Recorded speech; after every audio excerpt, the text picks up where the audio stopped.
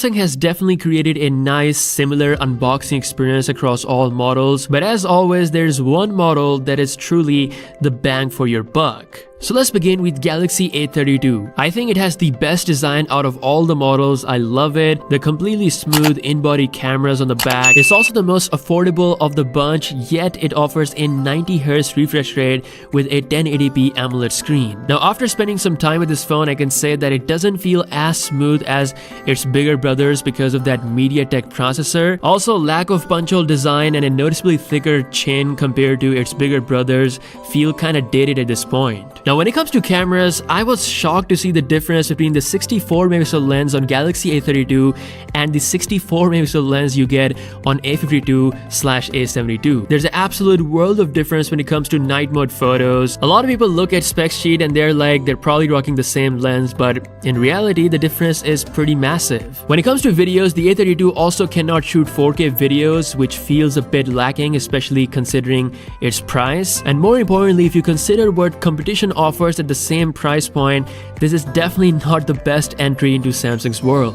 Okay, let's talk about the other extreme end, the Galaxy A72. This is Samsung's best model when it comes to the specs, as I've said before, but unlike last two generations, this time the Galaxy A72 doesn't offer a new camera or a better chip over the Galaxy A52. Sure, there's a telephoto lens with optical image stabilization, which is pretty good. It's actually the same lens that you get on Galaxy S20 FE. But after spending a lot of time with these phones, in my opinion, for most people, the difference of price for this one telephoto lens is not really worth it. Which brings me to Galaxy A52, the phone that I've mostly used during this time. Honestly, I can say that this phone has the potential to be the best-selling Samsung phone for 2021, similar to Galaxy A51 from last year. Make no mistake, the Galaxy A51 is more expensive than some of the offerings from the competition, but there are a few things that really make this phone stand out. Now in all honesty, when it comes to mid-range smartphones, if I have to pick a camera, I will definitely pick Samsung's 64MP lens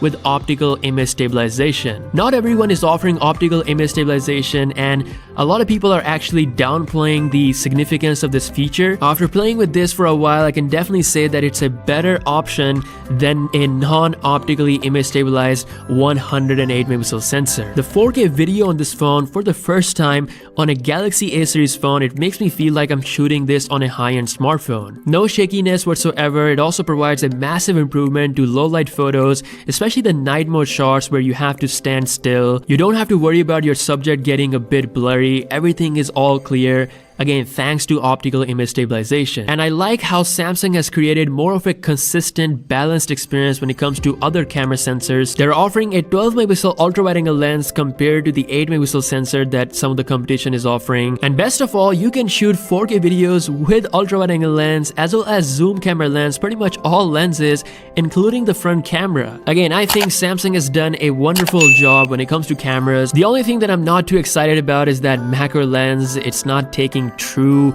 close-up macro shots compared to competition. There is no dedicated telephoto lens on the Galaxy A52 that you get on the A72, but the results out of the A52 at up to 2x level is not that bad. So for most people, considering the price difference between the A72 and A52, I think the A52 offers the absolute best bang for buck. Now as for other stuff like the design, it has definitely grown on me over the past month. I like how it stands out. Samsung is truly embracing plastic, but I like the fact that there is a bit of it where it feels consistent combined with that Snapdragon 720G chip. Surprisingly, I haven't faced that usual lag you feel occasionally with previous Samsung phones. For daily day-to-day usage, it felt really good with that 6GB of RAM. Again, nothing outstanding or special when it comes to gaming performance. Most high-end games will work without any issue if you play them on medium to high settings. Now for the battery, I'm very pleased to see 1 day plus usage out of this phone. Even if you are a heavy user, this phone will be able to compensate without any issue thanks to that 4500 mAh cell. So all in all, I think the A52 is a solid phone, and and best for most people when it comes to the money. There are some things that Samsung could have done better to improve the experience even more. Like, it would have been awesome if they packed a 25-watt super fast charger in the box instead of that old 15-watt charger that takes more than an hour to charge. There is certainly better value out there if you're super tight on budget, but if you want features like optical image stabilization or Samsung's One UI experience or IP67 rated body, then Galaxy A52 almost justifies its higher price.